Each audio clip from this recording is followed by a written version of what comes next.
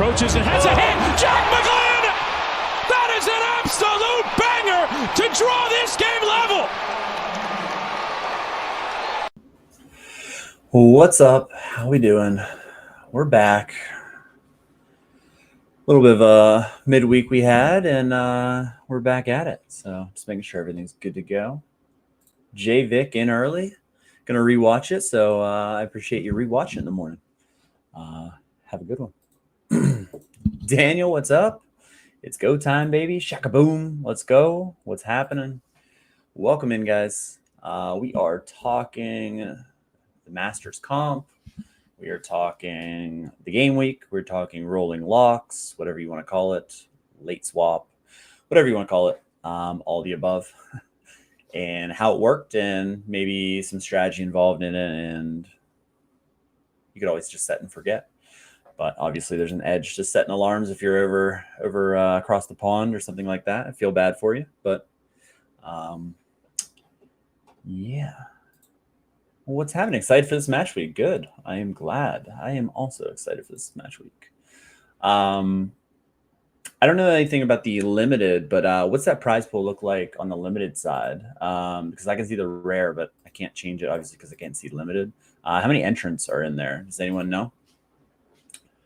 Anyone know? Because right now it looks like as more get tabulated, where we at? 34 are in the rare side. I'm just interested to see like what the prize pool looks like for limited. I just haven't seen it. I know it's the same up top, but okay, 320. Okay. And how many pay out? Does everyone get money in limited as well? Oh, how does winning streak 5 compare to the big Philly stack win last season? Oh, that is a good question, man. That's a good one. I mean, since it was with Philly, that was great. I've had 2 really nice ones with Philly. I would say like 2 years ago, whenever I think it was Cap 270. Yeah, Cap 270 got second, so I didn't win. But I feel like that was better. Just that second place, but I was there. So I feel like if you're at the match, that like kind of has that little, I remember it better. Winning last year was awesome with Philly, but hitting streak 5, pretty crazy. Definitely ranks up there. I'm excited to see what that September comp looks like, if there's like free money there too, because I mean, I don't know how many people are actually going to do it at the rare level. I can't see it being over like 5 entries. So like, is it just going to be like a 5-man sit and go where I don't know, it's going to be crazy. $10 minimum win. Nice. I like that they did the minimum so like everybody gets cash. So I think it is cool, like getting that accomplishment. 100% takes some luck. Like me getting streak 5, so much luck involved. You know, you had to have the right matchups, and my strategy, I think, was the right thing to do coming into the season. I know I spent a lot on, you know, players that aren't worth what I spent, but I kind of wanted to do it so that I had the matchups every single week that I could run out one really solid lineup. Now the top end results haven't been there. I think I got 4th a game week. I haven't had a podium, but I mean, we're still early. But even not hitting a podium, depending how I do in this comp, I might have my money back from initial investments already, just based on streaks and stuff. But again, I say initial investment. I had no intention of getting my money back. I just wanted to like buy into something that I love, and I love MLS, and that's kind of why I did everything. It's not financial advice whatsoever what I did. Yeah, so just kind of looking at this, obviously the top, but it's a nice kind of, it's not like super top heavy like some of these DFS contests you see are just like crazy top heavy. 3,000 would be great, 2,000 would be great, 1,000 would be great, 800 would be great, right? All the way down. Even getting top 15, getting 350 is tremendous. 250, top 20, 200. I mean, that's a great prize pool. I couldn't be happier, honestly. This couldn't be better. So I'm excited for it. The way I'm planning it, I'll kind of talk through. I won't tell you who I'm playing, just in case people are watching and you're in it as well. Not that it really matters, but there is some things that you can, you know, obviously change a little bit. One of my strategies at the beginning of the year that kind of looks stupid. I have a 5% New England collection. So that was pretty stupid, I would say, at like the beginning based on things. But I want to get a Carlos Hill, and he was not great at the beginning, but now he's just smashing. And I have the full 5% extra on him. And honestly, that's probably taken me over the edge. I've captained him the last 3 weeks, and he just smashes. Or did I captain him last match? I can't remember. But yeah, competition should be wide open with some rotation. Yeah, there's some definite spots that could open up for sure. Luna scored versus Dallas last weekend. Got me $10 reward to 30. Yeah, nice. Sweet. Yeah. The in-person kind of, I don't know, just like, I don't go to a lot of in-person games. So I think that's why it kind of helped that experience. And every time I do go to a game, I roll the stack of that team. I try to at least put that together. But yeah, that's crazy. That was the 2 years ago match that I went to. The final piece was getting a Carranza, and I like waited for a while. And Haber was actually the one who sold me the Carranza that got it done. So yeah, I don't have a local team, so I am about 3 hours away from Philadelphia, and I support the Union. And then I'm probably like 2 hours away from the Pittsburgh Riverhounds in USL. But I mean, I like going to those matches just because the stadium's really cool. And I root for them whenever they're in the US Open Cup, and just, upset after upset. New York City, what's up? But I wouldn't call myself like a fan of that team. It's just they're close, and I think it's cool stadium, cool little thing. But I guess Philly would be the closest. And then I guess Columbus is out there the other way. I'm just like in the central Pennsylvania, so nothing close enough that I can just go there all the time. I try to make at least 1 to 2 games a year for Philly, but some years more, some years less. I went to college reasonably close to like downtown Philadelphia, like 15 miles, but it would take you like 30, 45 minutes. And we went to a bunch of games. So that's kind of where my fandom started with MLS, honestly, because I didn't really get into it too much beforehand. Yeah, at Let Go Dallas. Yeah, 15 minutes away from your house. That's pretty cool. Yeah, I saw like some of the tweets of the team starting up. That would be really cool to go to and see that. Alex, we're back. Let's go. We're as back as Sporting KC's comeback. Man, that was crazy. I can't believe after that start, especially when like Hartle had that, Pulskamp made some really nice saves, but Hartle had that kind of one-on-one where Pulskamp got it, and that would have went up 3-0. That was crazy, and you were there, so you would obviously know that. But I was just thinking, like, man, if they went up 3-0, dang. But yeah, there's prize pool. We'll go through all the matchups. I'll also kind of give you my thoughts on, obviously, you need 2 under 50s. So we'll do a little bit of scouting on that as well. I'm lagging like crazy, so hopefully you guys can still hear me. We'll see. I bet they were pretty mad around you. They don't have anything to cheer for, so yeah. Apparently, I don't know, I'm flashing in and out, so I'll let this load up because it's making my computer go crazy. Nah, we're cool. All right, so what do you guys want? Do you want to go through the matchups first? Do you want to talk about the 15 under guys? I'm cool with whatever.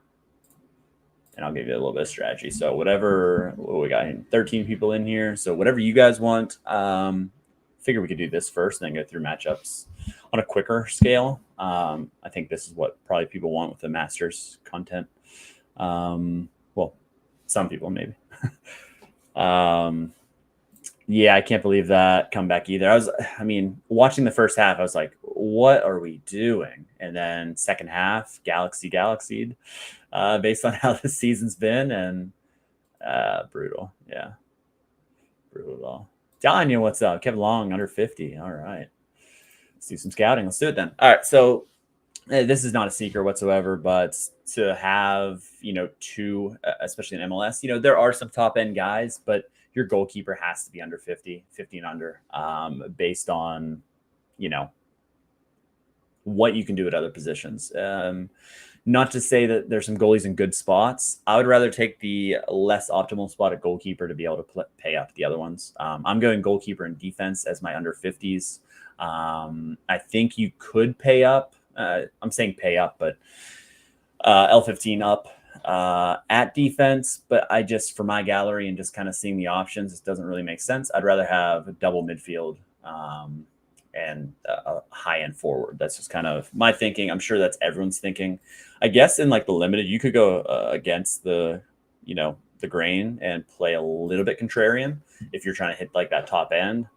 But in the rare, I don't think it's really necessary. I'm playing it as like a cash game in like DFS terms. So I'm trying to project floors for my guys where I don't think they shouldn't score lower than that.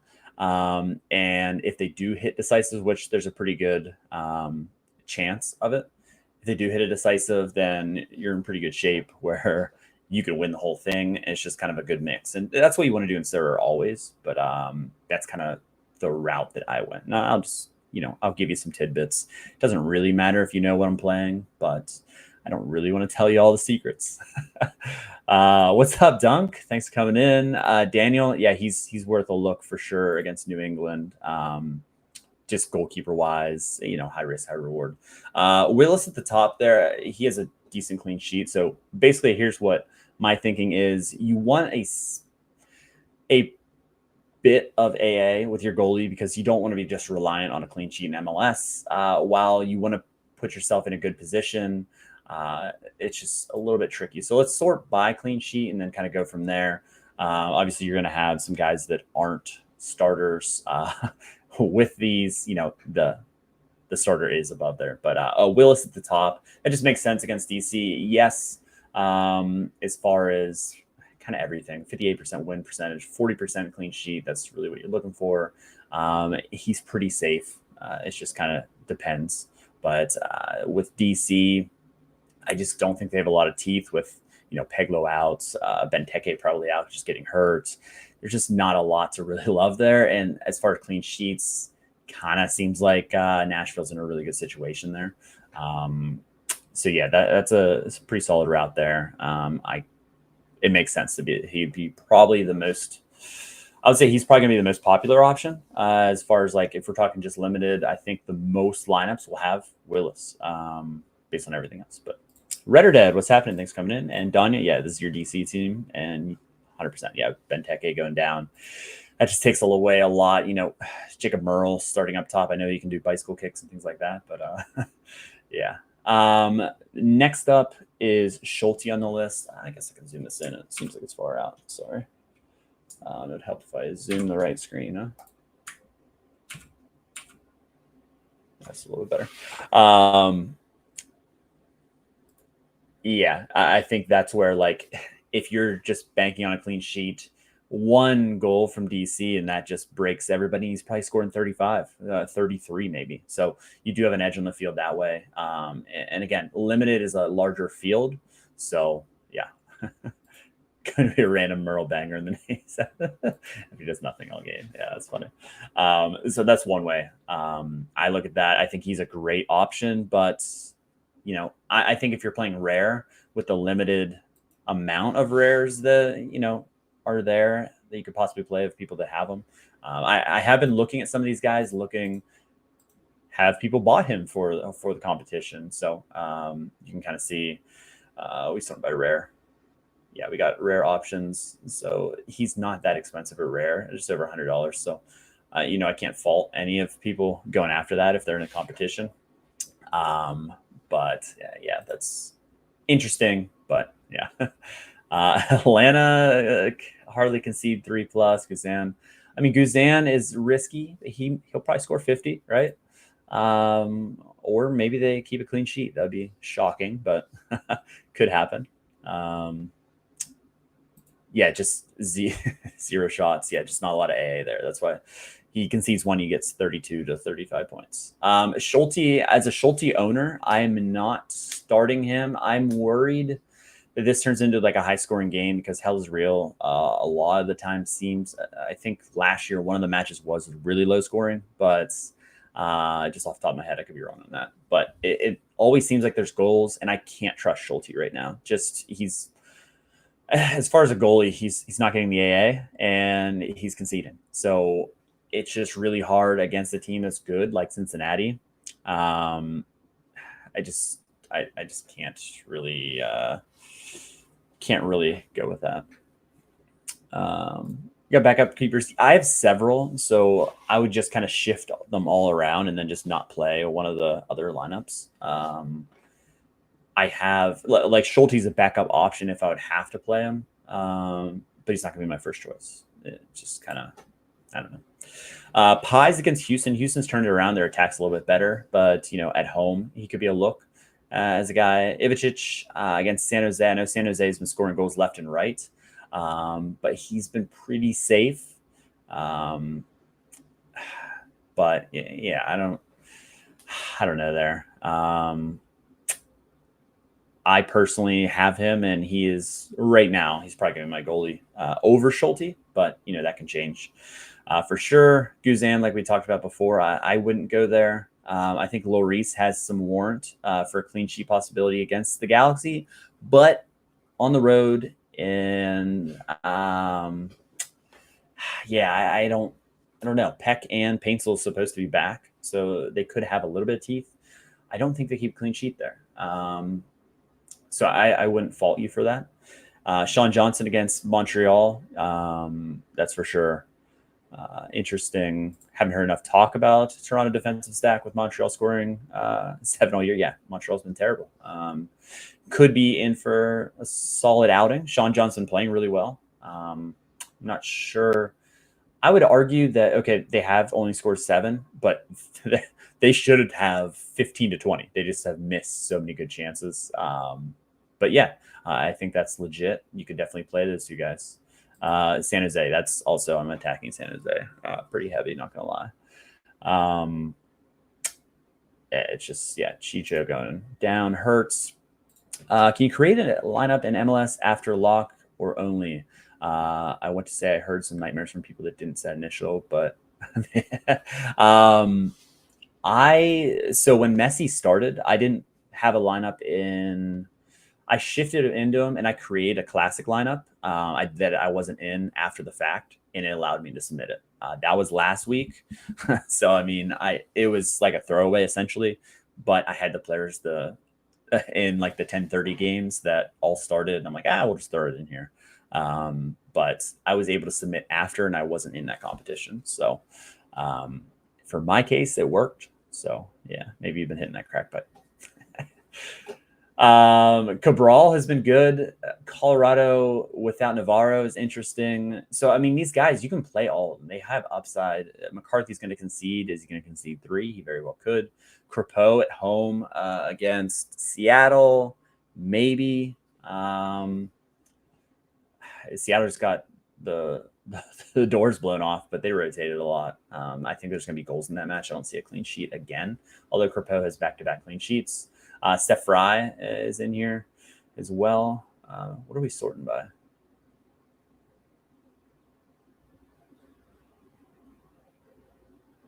Oh, clean sheet. I'm like, I completely lost my train of thought. I'm like, what are we sorting by here? Steph Fry, we talked about Daniel with some upside. Maybe New England scores 1 or 2, but probably not 3. And he should be reasonably busy. But at the same time, New England doesn't get a lot of shots on target. So maybe the AA isn't completely there. Brady against Charlotte. Charlotte's struggling, but I just don't see a reason to play Brady. 83%. He's come back from a red card. He'll be all right. Jonathan Bond at Dallas. Sure, you could. Maybe. Andrew Rick. I know Atlanta hasn't been good. There's just too much going on there. The swelling of the knee and like the fluid in the knee for Blake. Blake could be fine and play, or they'll just sit him on the sidelines and bubble wrap him, so he just doesn't get into it. Celentano is the other one that I have. So I have 3 goalies that I actually have Pulse Camp as well. So I have 4 goalies in play. Celentano, same match. I think there's going to be goals, and I'm having a hard time thinking that this isn't like a little bit of a back and forth match where there are goals in hand. He's probably not the worst play. But I don't know. There's something about Ivicic this week that I just like. But Baradze has been playing well. I mean, in Nashville, they're solid. They've been playing better. They're in really good form right now. I can't fault that. Pulse Camp against San Diego at San Diego. I don't think you want to do that. Pulse Camp's playing well, but you don't want that. So that's kind of my thinking there. I'll sort by pick score and go defense. As far as D, there's not as many of the I love this matchup. This is an absolute must buy type of guy as far as D, and make sure you know what cards they have. So if you look at Farsi and you look at his cards, please don't buy. I've done this whenever I first started, I did this so much, and I've done it recently. But he is a defender card. No way. Yeah. Make sure that they're the right version of the card, because some in-season or midfield, but they have defender cards, and you know how that goes. What Bernardeschi, the 1 year was a midfield, then he's a forward. I've done that so many times where I'm like, oh yeah, here's the guy that I need. Then I buy the wrong version. I haven't done that lately, but I'll probably do for another mistake. Look at these matchups. You could go, if you wanted to double down, you could go Jack Mayer. Love it as your 2 Nashville combos. I can't fault you on that. Farsi is interesting. I'm actually going to go back into his scores because he does get forward and he does have that attacking option, and he does score solid. But I think his cap is, I guess 80 a couple times. But it seems like it's not as high as maybe some of the other guys have upside. But his floor seems relatively safe at times. It's just I could see this being a 2-2 game where he scores 37. So that's not one of the guys that I'd really love. With Yamani, they've just been conceding a lot. It's hard to, whenever you score 7, it's obviously going to bring your scores down. Juan Mascara is kind of hit or miss. Glesnes has been good lately against Atlanta. That's not the worst matchup in the world by any means. As you can see, people have bought him, and he's scoring really well lately. He had that assist off that corner. He just kind of bopped it, almost scored on it, but it was redirected by Harriel. He scored there, all AA. So, yeah, he's put in some good shifts. Let's just see how it translates away. Then you see that tick, and it's not nearly the same as whenever he's at home. So I think you can kind of look at that 50 to 60 range, most likely, unless you get a Hail Mary decisive. So a lot of people are on Glesnes from what I've seen. I'm not sure if I'd go that route, just kind of personally. Some of these percents obviously aren't the same.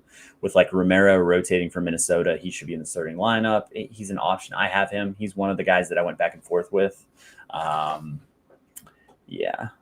You need one of these kits. Yeah, I saw it. What's better than this? This Minnesota kit is just amazing. That's just phenomenal. And I'm very high on them this weekend, and I'm rooting for them, that's for sure. But yeah, Jefferson Diaz, he started in the midweek, which makes it a little bit tricky. But he could be in the starting lineup again. He's worth a look. Against St. Louis, everyone's worth a look against St. Louis. Sorry, Black. Romney at New England. Jansen, Miami. Vitor Costa. There's just not a lot that you're yeah, I really like this guy. I would just say the New England guys are worth a look, all of them. I am probably going to go Ivicic and then one of the other ones. But, yeah. It's just you can't really, they just don't really have a guy that you can trust. Some score well, you just don't know which one of the guys is going to score well, which isn't ideal whenever you're dealing with trying to hit a home run. As we go further down here, there's not Kevin Long was worth a shout. It was mentioned earlier. Let's see what else. Like Kosa Rienzi is not going to start, so don't to him. There's a lot of tough matchups. Not gonna lie, there's a lot of tough matchups. A guy that's his scoring isn't as good, but he showed some promise. He whips in a lot of crosses. He's more of a DFS player. That's Tom Pierce. He has not scored very well, but at the same time, in 45 minutes, he had 19 AA, and I do project him to start. I think Gary also does, but yeah.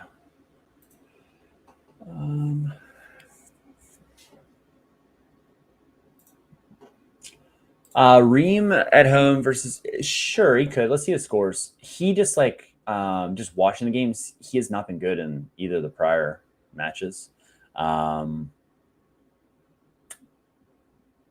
He's further up there. He has to be, right? Yeah. I haven't been following the scores though, to be honest with you, so I could be wrong on this. But just like the eye test, he looked kind of terrible in the last two. Okay, yeah, scores reflected that. But he did have a nice AA before, coming from that left back position. Yeah, good match against Seattle. I just don't love him. I mean, he'll probably get you maybe something like that. But yeah, I don't know. I'm running Lucho and Julio and underdogs. Nice. Have I just nuked that lineup by including Lucho? Yeah, Lucho has not been good. Old and coming off 90. Yeah. Probably no thanks there. Let's keep. There's got to be a couple other guys down here. I mean, obviously, if it's not your time zone stuff, it's kind of brutal. But like, if you're in a bind and somebody starts, you could buy them. I mean, that's what Sorare is hoping for, right? To just kind of grab somebody right before. But yeah, there's nothing really. I mean, I guess Jalen Neal if he's half decent, but can't really trust him. You don't really want anybody down here. Although sometimes there's guys that are sneaking in here that are probably going to start, and they're down in the F tier, but I don't think today. Yeah, we don't have to scroll any further. But yeah, I know the options aren't great, but let's just kind of open it up and let's see who you could possibly play. I know Kai against Atlanta is a good matchup, but it's still on the road.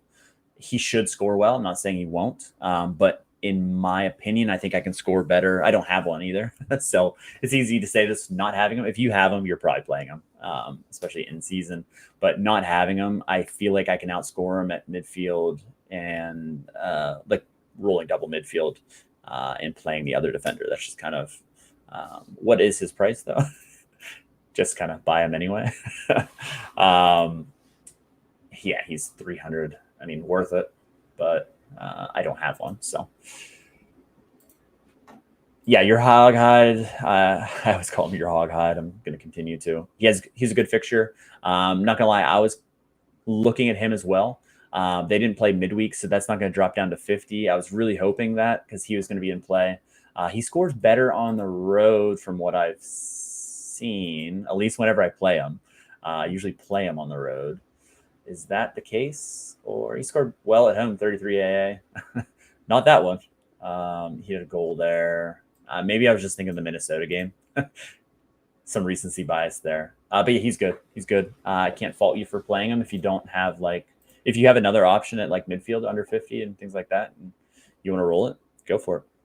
Omar Valencia will not be playing. He's on a yellow card accumulation suspension. 100% here, 0% everywhere else.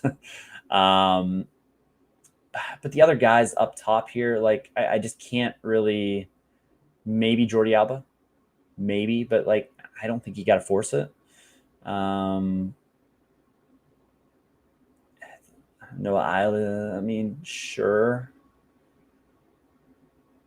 Yeah, I just don't see anything there that I'm just, I think that you have to force. So that's why I think the strategy should be goalkeeper defense. But if you want to get a little tricky in the limited division, if you don't do that, I think you'll have a little bit of a sneaky edge on, guys that blow up. Like if Willis blows up, I think you're ahead of a ton of the field just not playing him. Yeah, this is a really interesting point from Daniel.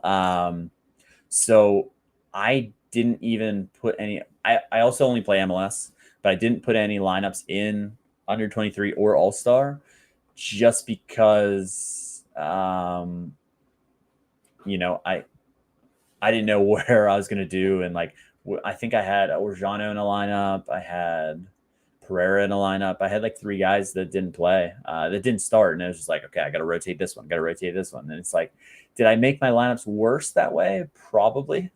So it's kind of, yeah, you kind of want to save your cards instead of locking them into those lineups, which makes a lot of sense. But you played, yeah, like Rossi. I had him in a lineup. That was the other one. Yeah, for sure. Yeah, Wusu. I mean, he's kind of been a bright spot for Montreal at times. He's probably been one of their best players. Not saying a lot, but yeah, he's had a lot of chances for sure. So let's get up to midfield if you want to be in that bargain range.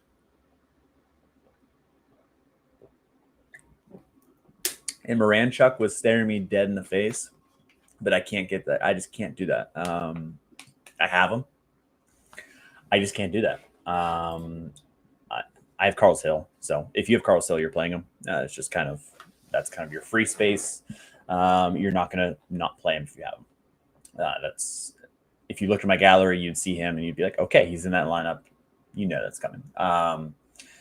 The other spot, I like guys in better matchups that, again, I'd rather go down at D and just stick with him. But I can't fault you if you go Moranchuk. The only issue is his scores have been terrible. He's had like 2 good matches all year. So that's why I'm not going there. You're just going to get a lot of this. It makes sense, but it's just, he's bad this year. The whole team's bad this year. I just can't do it. It just kind of is going to nuke the lineup. Whenever he scores 45, I mean, it's not going to kill your lineup. You just don't want to finish in that last like combo. But and then he played left mid. He's just he played defensive mid. They don't know where he's supposed to play. He doesn't know where he's supposed to play. It's bad. He had the 82 here, and that's really it. I mean, look at that. It's horrendous. T-Rex trotting around. Yeah. So I can't fault you if you have them and you go there. I can't, but I'm not personally doing it. I just can't do that to myself. But I can see how you would. It's crazy to see like Lucho Acosta on this list as well. But again, that's another guy. Last year you'd line him up, but he's down here for a reason. It's the same kind of thing. He's been, a couple 70s here, but recently you just cannot trust any of that. That's for sure. Yeah. Moranchuk on your bench like most of the Atlantic guys. I mean, coming into the season, I thought you had to have some of these guys. I thought they were going to be smashers, and you had to have them. Atlas Lucian, yes, is back. Yeah. Oh man. Yeah, like I have like Pedro Amador. You can't even play him. I mean, he's injured, but like all these guys are horrible. So like that I just went with the pack because everybody was on them. Everyone said that they were going to be good. I thought they were going to be good. It just doesn't work. But yeah, that'll happen. Maxi Morales is interesting, but if Julian Fernandez starts, he's been taking sets and taking a lot away from him. I wouldn't go there. Yeah, for sure. Musa being back should help him. Yeah, maybe he gets some assists and maybe it spreads him a little bit. Yeah, but he did never have the AA. He was just scoring 2 goals and assists for Cincy. Zinc at Charlotte. I'm all right. Davey gets some nice floor if you're in a bind, but again, wouldn't go there. It's just you're behind the field pretty bad if you're in this position. Bernadeschi, you could play him. He's playable for sure. Alex Mule has been playing well. He had a nice assist last match, but good matchup. Just wouldn't go there personally. Orjano being in here is interesting, but the matchup, yeah, there's probably going to be goals here, and him possibly starting, possibly not. It's just kind of not worth the risk of him going like 60 instead of like 90, and he hasn't scored that well this year. Gonzalez has been disappointing at elevation, even though RSL, Sandy Utah is at elevation too. It's just not mile high. Saliba, no. Carlos Harvey, he could play in the midfield. He could play center back. It's just, Owen Wolf's interesting just because he's on all sets, and it's just the issue is it's Brandon Vasquez or nothing as far as the scoring right now. And like Vasquez took the shot on goal went in, so he's not getting those on net as well. Danley could rack up some tackles and get decent AA. Don't love it. Angulo's tragic. Yeah, he's been horrible this year.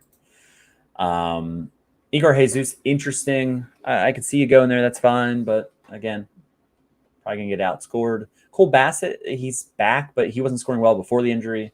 I would love to see something more before. Gazdag in Columbus, he's just not somebody that I'm firing up in this competition. And as you go further, there's not a lot to love. There's guys that could start, could maybe not start. You just don't want to be down this tier whatsoever. I can't really advocate for anybody down here. So we're going to stop because mid is so big in MLS that you don't have to go double mid, but like if you're playing one of the guys that we were talking about at the end, it's just you're so far behind the field. Whenever the Carl's Hills are out and all these other guys that are great. Tyberibo is in great form. I couldn't fault you, but he tends to not get much AA, and he just needs to score. I know there's probably goals there, but I wouldn't go there. I don't know if I would play any of the Philly guys just because outside of Kai on sets, Quinn Sullivan's kind of been disappointing the last few matches. I subbed off early for Bedoya.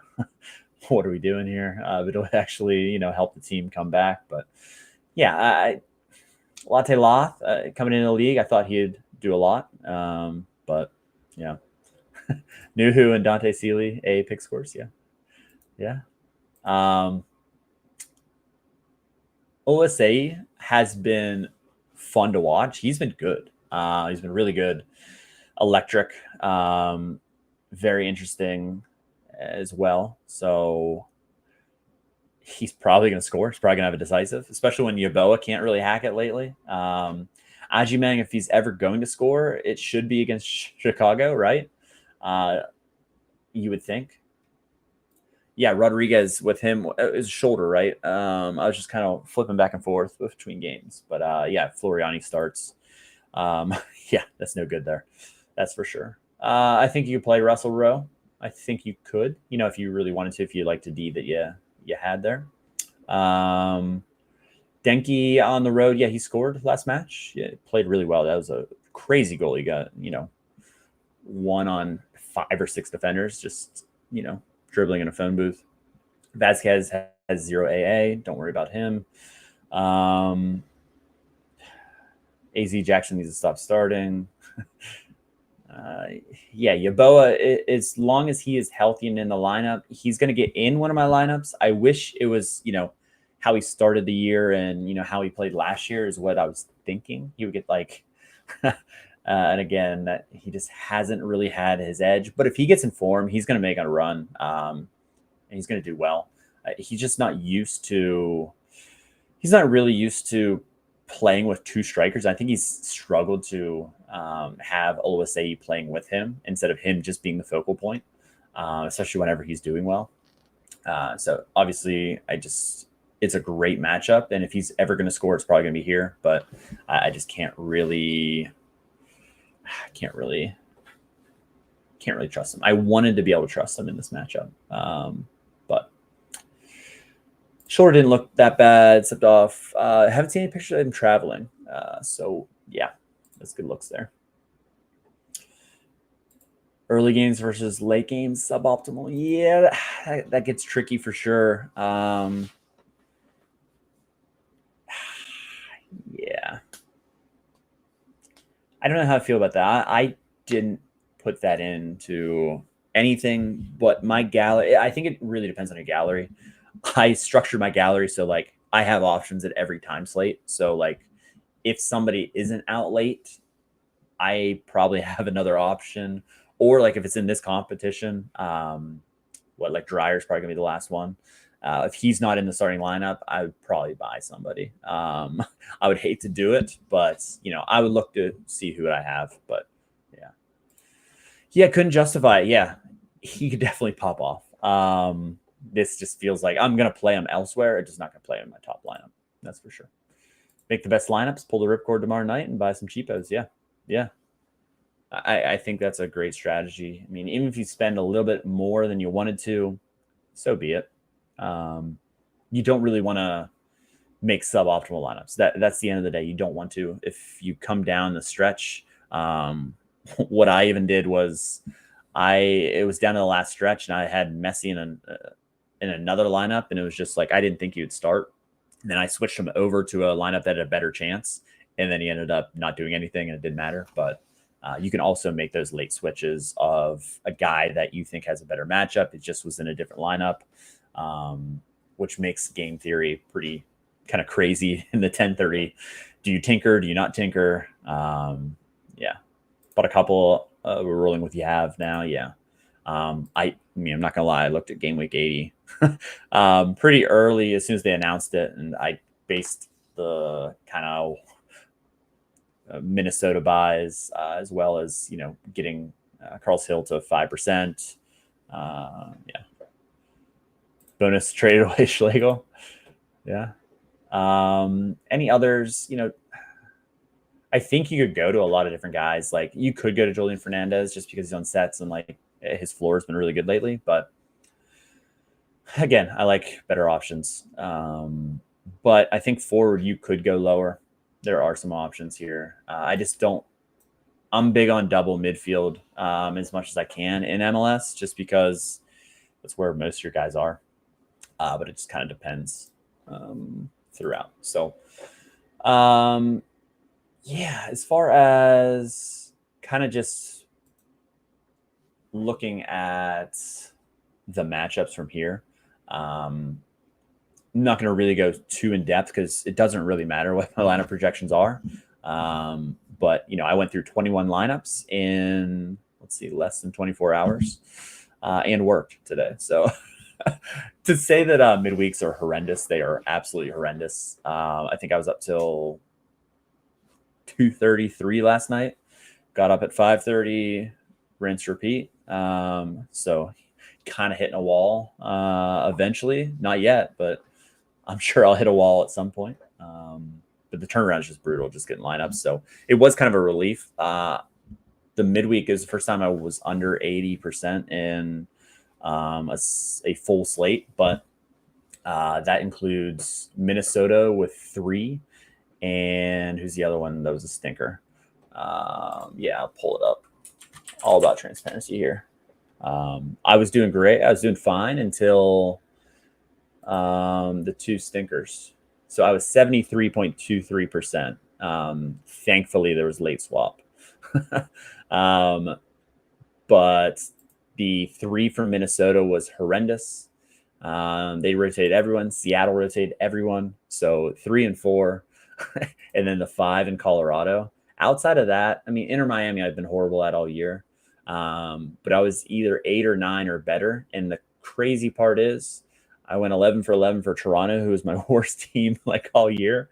That's how you know it was a weird midweek. But yeah, this always just brutalizes my percent. I was like 86% before last week, 85.8.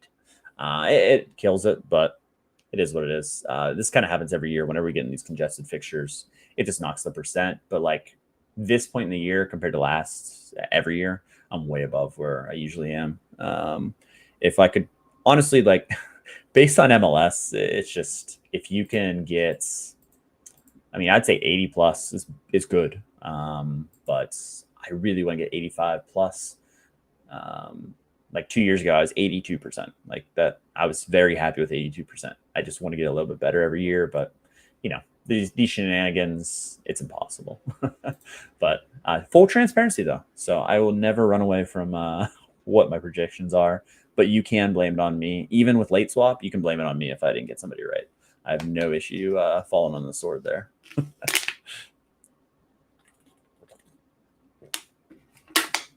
All right, so let's jump into some of these. I tried to do the best that I possibly could with the limited information, and just kind of talking with some of the experts that helped me out. Same deal. That we got no presser, we got nothing. Yeah, Pink Phony Club, man, Minnesota went all out on them. And they posted the table.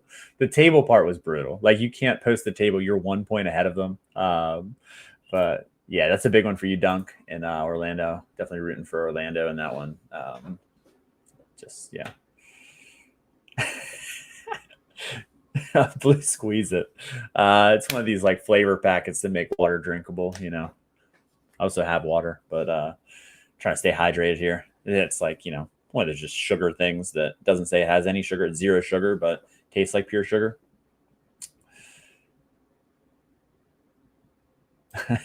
Yeah, all they talked about in the post game presser was messy. Yeah, it's just brutal. Yeah, Seth is the San Jose guy, if you guys didn't know. Shout out to him taking over San Jose. Start with Minnesota, because as bad as it was midweek, it kind of gives us some clarity for the weekend. Rosales was suspended post-lock. He said he didn't say anything, but they suspended him 3 games. So I don't know. Not going to take a side there.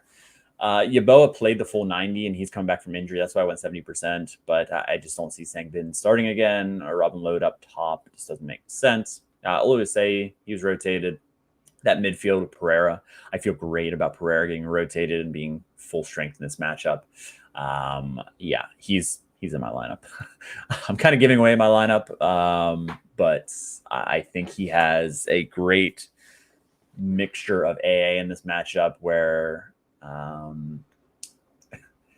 St. Louis is going to be weird. Minnesota hasn't played that well at home because they don't love to have the ball. So it's going to be really interesting what this game looks like. But I do see a decisive for him. And then at left wing back, Markanich injured with an ankle. He wasn't good to go. So if he can't go, Kieran Chandler started. He's with Minnesota United 2. He came up. Padelford is a left center back. He used to be a left back, but they kind of moved him. So the coach even said he's not a left wing back. So I don't really see him starting there based on those comments. Yeah, nobody will want the ball. So like, I don't really know what's going to happen here, but I think based on this and being at home, I think Minnesota is going to have more of the ball. That could play into St. Louis's kind of hands with them not being able to, break them down. But yeah, it could be a little bit interesting how bad this game looks. But we'll see. We'll definitely see what it looks like.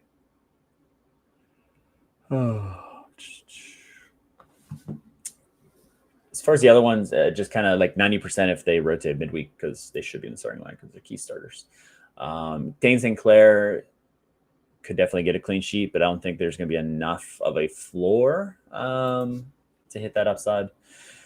Just Heat's St. Louis prediction. I don't envy him because this probably going to be all over the place.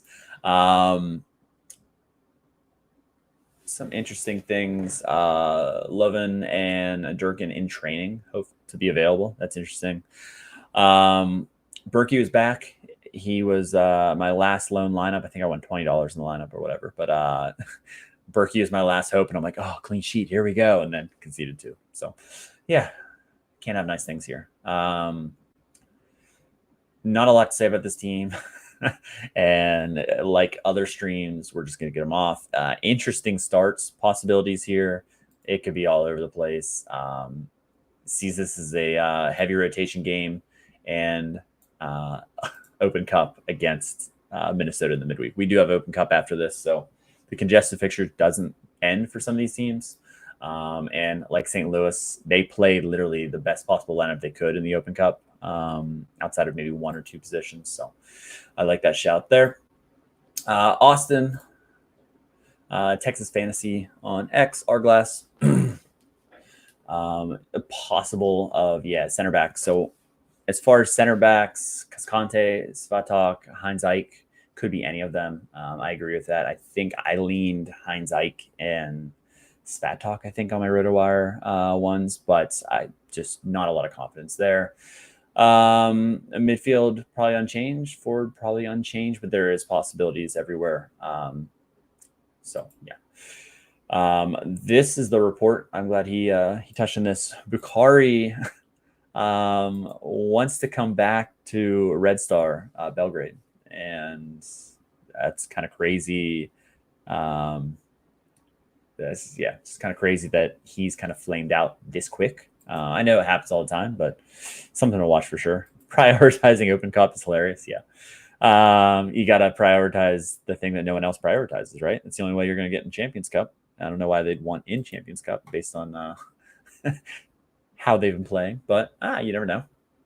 Vancouver, they didn't play midweek. So as far as some of the kind of toss-ups, Ryan Gauld, I get questions all the time on Ryan Gauld. Pretty brutal situation. It's not a surgery thing, but he's out. They already rolled him out for the Champions Cup final, which is June 1st. So as a guy that I bought a Ryan Gauld thinking he'd be back in 2 weeks, and that was 2 months ago. Not too happy, but again, one of the buys that just didn't work. But if you have enough buys that do work, it kind of evens out a little bit. But I feel like the amount of bad buys I made seem like they outweigh the good. But if you hit streak 5, it doesn't matter, right? I should say if you luck into streak 5, it doesn't matter. Couple training news. We actually did get some just because they actually didn't have a match. Sorensen expects Johnson to be in the squad. He took a shoulder knock and he was running around, but he wasn't in full training. Vite is in full training after subbing off with a minor foot issue at halftime. Should be good to go. And Ngando's started 3 of the last 4, so interesting to see him in there and kind of cementing his role with Vite playing right wing at times. And if Vite doesn't start, Savi would make sense there. And Nelson over Ahmed, that could be either way there. But Kubas is 90%. Add the percents together. Just if he's not there, he could slide over to here. Ralph Prizo slide in there. Oh, Red or Dead, you went there as well. Yeah, it's a lot of pain here for having an in-season Gauld that I haven't been able to play at all, which I was really looking forward to having that card, and now it's just a collection booster because it's a special edition. But it's boosted guys that I don't play. So like Adekugbe, I have him. I have several. Vancouver's been great, but other than that, shouldn't see any other major changes. I know there's some yellow here, but it's just kind of shifting of positions. One domino falls, then others as well. I don't know why it's lagging so bad in between. So hopefully it's not as bad on your end, but I don't know, just having these tabs open. Maybe we get rid of a tab. The timeline, we still don't have a timeline. He's rolled out through June 1st. So is he even going to come back this year? Like, you just don't know. It's bad. It's bad news. They said no surgery, and they haven't said it's like end of the season or anything like that. But if you're already rolled out this far away from June 1st, the CONCACAF Champions Cup final, we're not in a good place. Definitely not in a good place. The easiest prediction, no offense to AJ, but New England just rolls out the same lineup. It's been great. They've been in good, they've been in good form. Carlos Hill, obviously, if you have him, Andy Black just picked one up, if you didn't know. So he is probably going to have his worst performance in his last 5, and it's all going to be his fault. So let's hope that's not the case. You can play a lot of different players here in this roster, but I mean, Hill's going to be there. I talked about the defensive stack, or not defensive stack, but the defense having a good opportunity here. So nothing really to talk about there. In San Jose, we'll talk about Seth's lineup here. I agree with what he has here. If Martinez is good to go, he could start, or Pellegrino. Pellegrino came on yeah. So Jimmer, what's happening? What's the timeline of that shirt coming off? Oh, I'm gonna keep it on for you, buddy. Yeah, there's lots of injuries here. As you see here, Rodriguez, probably not on the plane, so that's big. A lot of injuries, and boy, I really like New England this week. So what could possibly go wrong? Giving people what they want. Let's go. Nah, nobody wants that. That would get everybody off the stream. There's not a market for that. That's for sure. That wouldn't even make it on the Sorare fireman's calendar. Still waiting on that. I forget what month. What month are you? That's a Sorare after dark. That's a Sorare after dark combo that you guys need to take that. That's for sure. I'm still waiting for like the hate session. I think it's a great idea. We need to have have somebody on and then just turn it into them. Yeah, Romney locked down Gill. Yeah, why not? Hope not. Inter Miami, I've been wrong on them all year, so just wait for them to come out. But based on past rotations and things like that, the one that I will touch on is Suarez. Suarez was at his cousin's, I think, cousin's wedding in Spain. So that's why he missed. And then he didn't travel to San Jose just because, it's a long flight until he got there. Maybe he would have just came off the bench. So he should be back and ready to go. 80% on him. I would be pretty shocked if he wasn't, unless he is going on the honeymoon with them. He should be good to go. Segovia, Allende, Messi should start at home. I was surprised he started away, but in San Jose. But if he's going to do that, he's going to start at home. You would think. But yeah, we'll see. His version of sister's birthday. Redondo over Bright just because that rotation, and then the back line is always tricky. Allen just starts every single match lately at left center back, and Lujan makes sense after Falcon started the last one. So Ustari at 90%. He's been horrible though, making some horrible mistakes, but yeah, that's who they went with, and Drake counters out with that adductor or whatever you want to call that. Not Argentinian type of thing.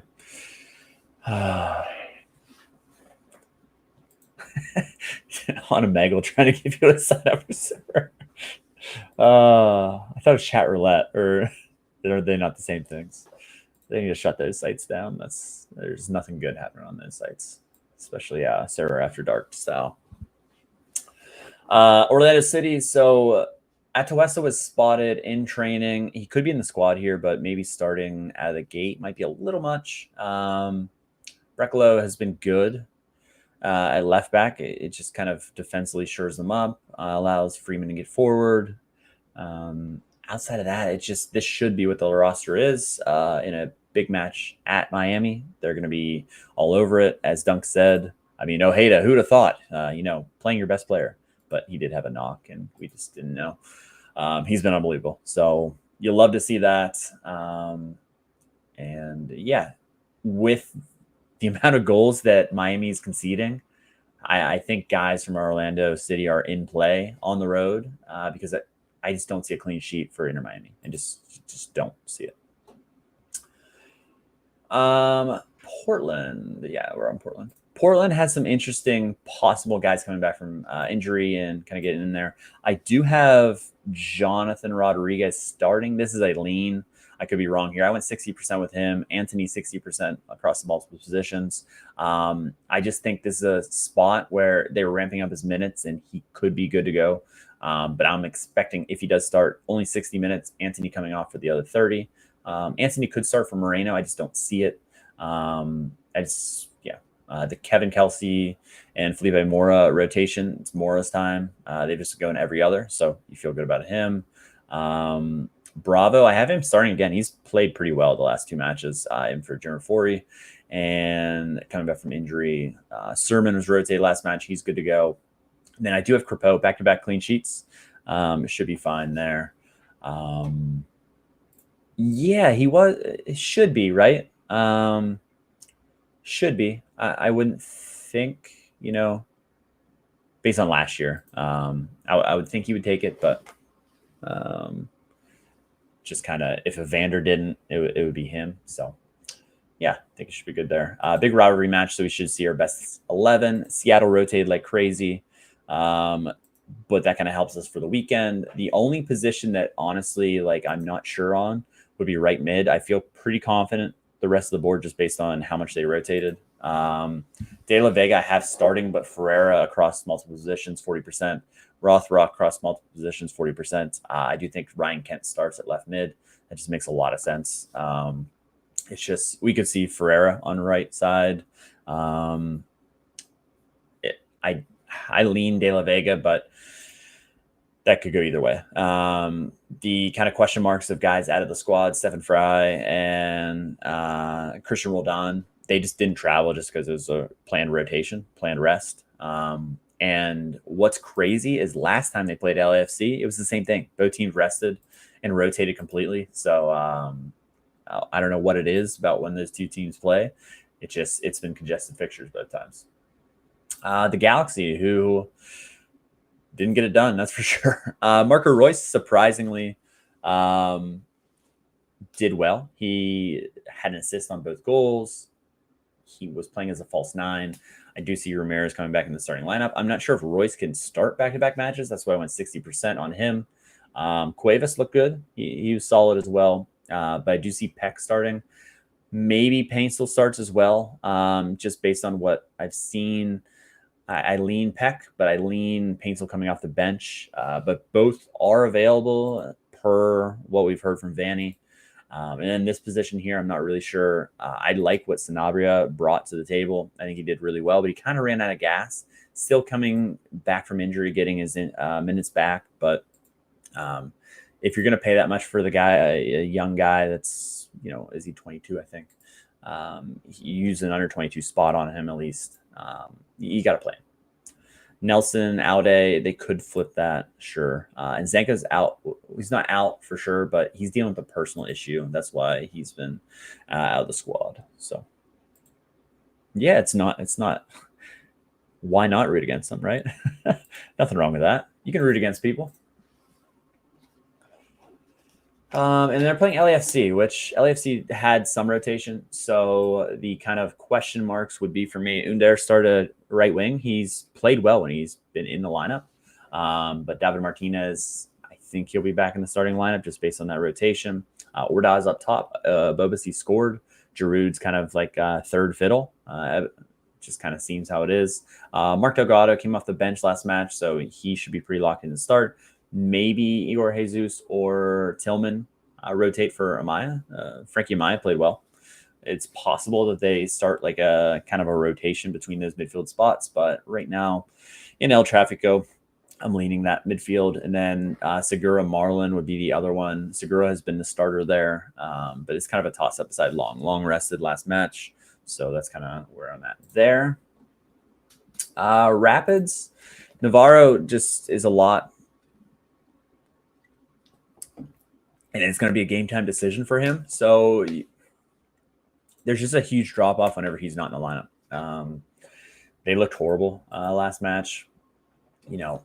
Mihalovic can't do it all. And whenever he doesn't really have anyone up top to help him, it's just not a good look. But they are playing at home in a rivalry. What they call this, the Rocky Mountain Cup, right? Yeah, I did write that in there. So if Navarro can play, I think he will play. But it's just a huge what if. Sam Vine's back in the starting lineup last match. Ronan, I have him out of the starting lineup, but there's some toss-ups there. He has started back-to-back matches. But I think just with this kind of rotation, Laraz and Atencio not starting last match would make sense to get back in the starting lineup here. As Wayne Frederick started as well. I don't see him starting. Kude Pietro might be interesting to possibly start over Yappy. Yappy hasn't been good over the last few matches. And was a 59-minute, 31-minute kind of split. Yeah, last match. So I had high hopes for Colorado coming in this match week, but now I've very much tempered them. Against an RSL side who are getting several guys back. They've been kind of just kind of putting bubble wrap on guys and playing them, like Junqua playing left center back. And then Katranis, playing left back. Glad's back from suspension, as well as Willie Agata as well. Bodie Hidalgo started at right center back. And last match, Noel Kolaskin, former Portland guy, has started at right back. So, he's in the mix. Back-to-back starts there. Bram Vera trained fully for the first time on today. So he could be back in the starting lineup. I just see him coming off the bench maybe first, but he could challenge for Junqua's spot. Mark Zook, weird that Gozo has started several matches in a row. It's a bit of a toss-up, but I think I just don't see why he's still on the bench. I know he had a knock that he was dealing with. Maybe it's like an Ojeda type situation. I'm not going to compare the two players, but maybe it is. Diego Luna has been the lone bright spot in this team, really outside of guys that, provide good AA. Rafael Cabral has been decent, but rivalry match. So whoever's fit should start there. Hell is real. Columbus versus Cincinnati. Oh, you traded in your Mihalovic for the GOAT McGlynn and then the contender goalie. Nice. McGlynn, baby. The question mark for me, and this will probably be the question mark every week, is it Cheburko? Is it Amundsen? I don't know. I wish I knew, but I don't know. It was nice that they both played last match. As Zawadzki was on a yellow card accumulation, one yellow away from that. Didn't want to have him have the Omar Valencia situation where he gets a yellow and then he misses, the rivalry match. But Rossi's fully healthy. He's good to go. This should be what we see. The left center back position will be the question mark. Please don't start AZ Jackson. Please stop that. All right. No, that's last time I'm going to bring him up. FC Cincinnati, I am leaning Orjano just because he's fully training. Him and Miazga fully training. I'm not sure as much on Miazga, just because they do have Tinaj Hadebi,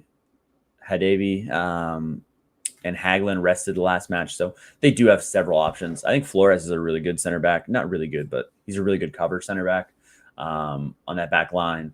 Robinson 90%, 60 plus 30 there. I just think maybe Miazga comes back, but I'm 40% on him starting. Should see Kubo. Essentially, Novodo was an unused sub. He got a contract extension, so that's good for him. Engel subbed last match. He should be in there. Denke is one away from a yellow card accumulation suspension. I'm kind of surprised they started him as well. And Evander, he got the hook early, so they should be fresh and ready to go. San Diego.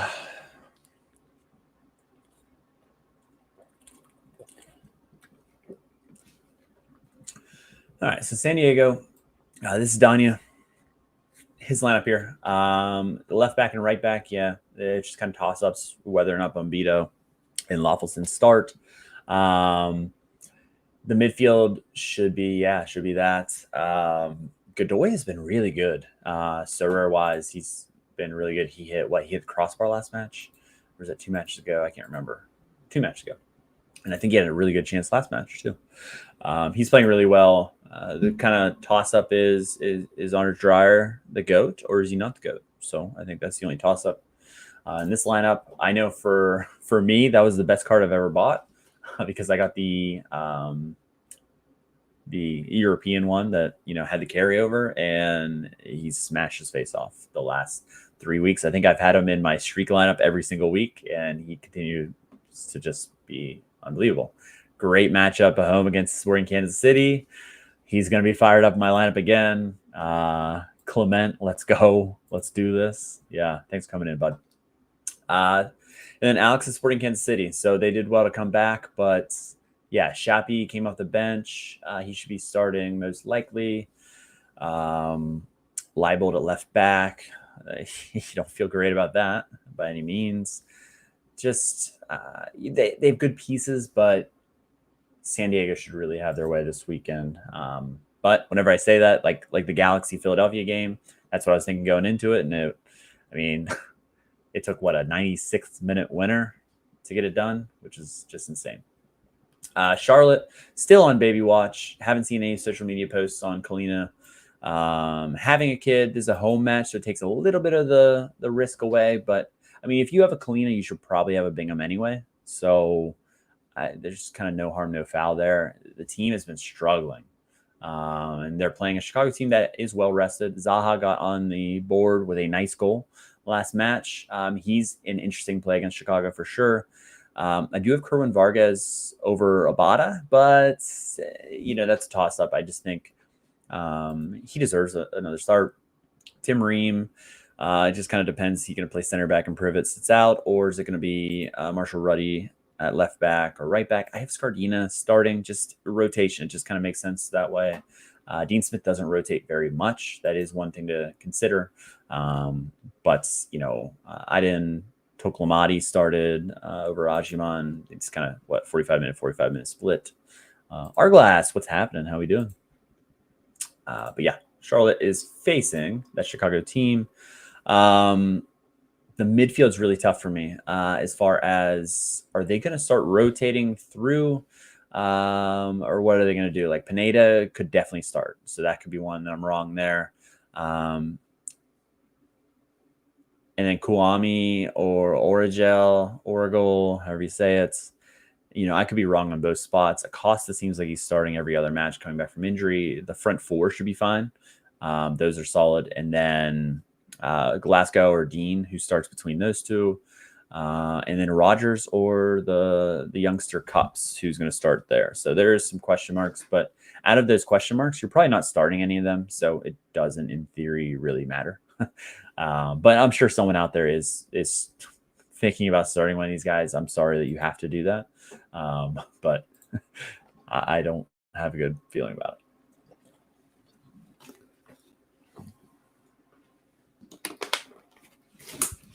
All right. New York City. So a lot of kind of questionable things.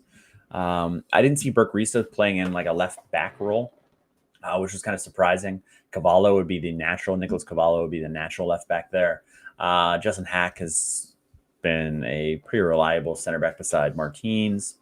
Tavon Gray, 70%, 30 for Illinois, just possible rotation spot. Illinois just getting back into fitness. But I do think Gray should start there. Pereira, I have him on the bench, but he could definitely start at one of those positions. O'Neal didn't start last match, so he should be back in the starting lineup. Julian Fernandez as well. He should be in there, but, possible rotation with Ojeda. Adrian / Alonso Martinez, whatever you want to call him. He has had so many really good chances. He just hasn't scored. He's just kind of struggling to find the back of the net right now. Mo, what's happening? Thank you. I appreciate that. It was a big weekend, that's for sure. I was pretty pumped. Not gonna lie, I was pretty pumped whenever that it's the 87th minute goal by Dreyer got it done after they hit the post on 2 possible decisives. I mean, you need the chips to fall your way, and I got lucky, and that was awesome because I think I got maybe 4th place in the division in D1 as well. See It Save It was the guy who got 2nd. He's been smashing it. But I got 4th in division, ended up the 800 as well, as like over $1,000 game week. Well, so can't be mad at that. That's for sure. And hopefully we another weekend. Hopefully maybe a podium.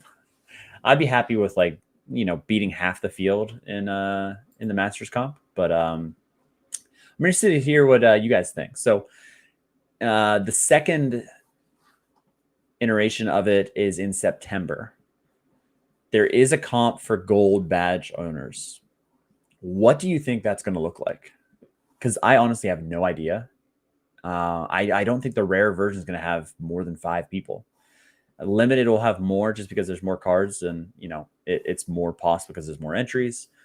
What do you guys think that's going to look like? Because if these competitions, like everyone pays out, I can't see it being a 15K prize pool. But can you imagine if it was a 15K prize pool split up with 6 guys? That would be insane. It's not going to be that. But what are the good matchups? Will it work the exact same? Yeah, that's why. Is it going to be the same? It's free money, baby, right? just I've donated enough to Sorare. They just need to start giving away free money.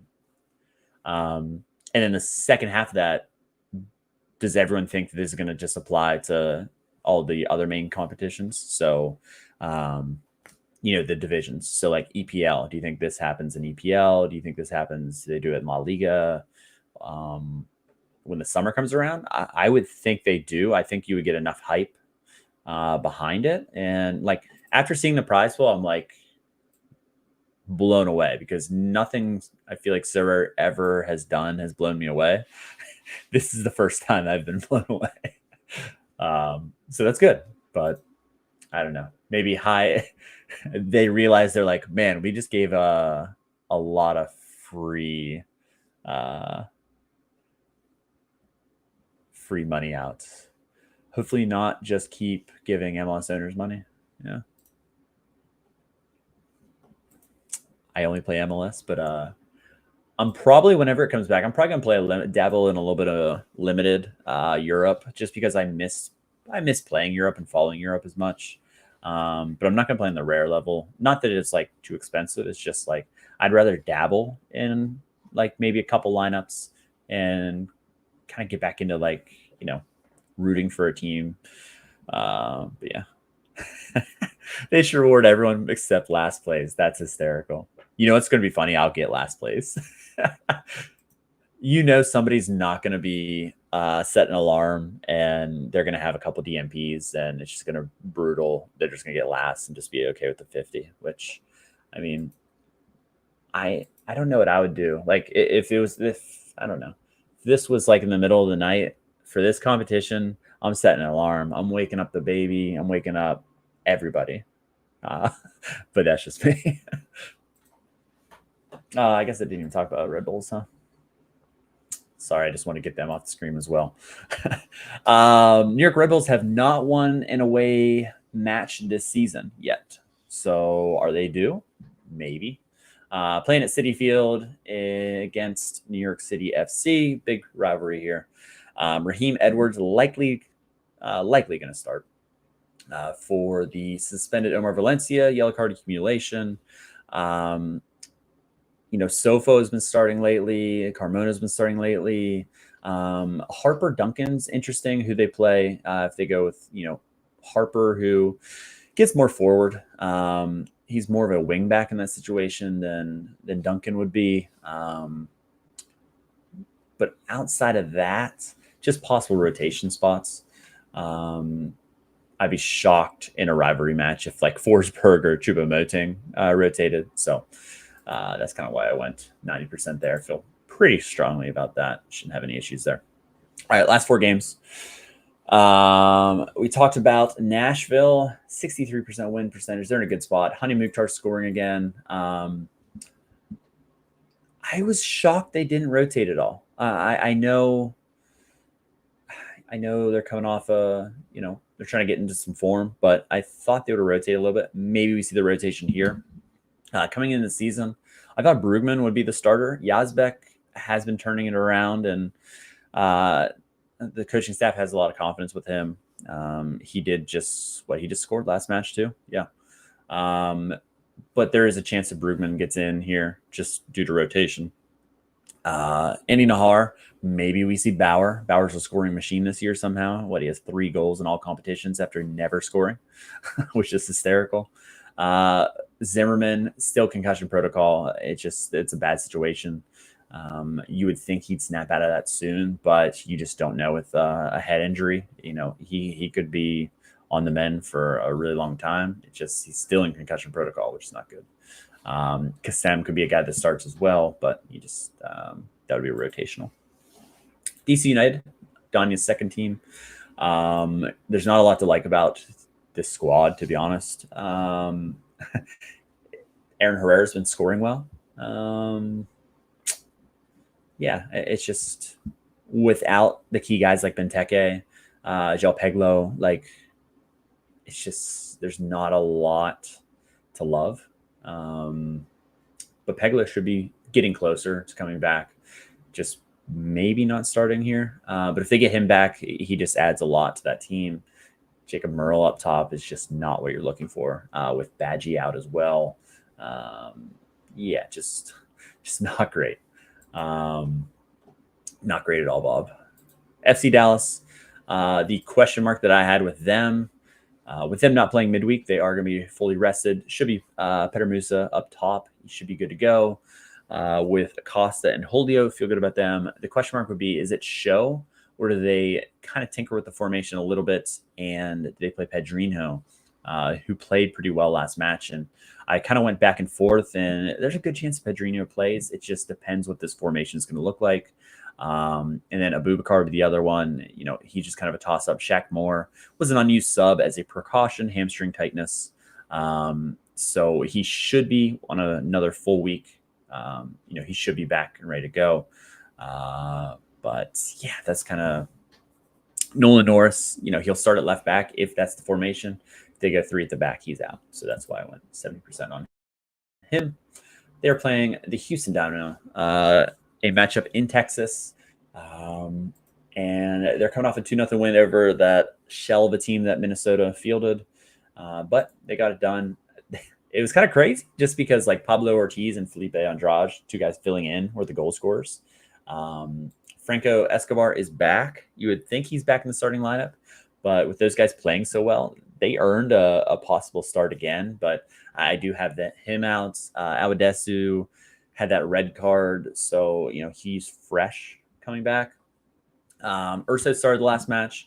I do have Brooklyn Reigns possibly starting here. And then the front 4 staying the same.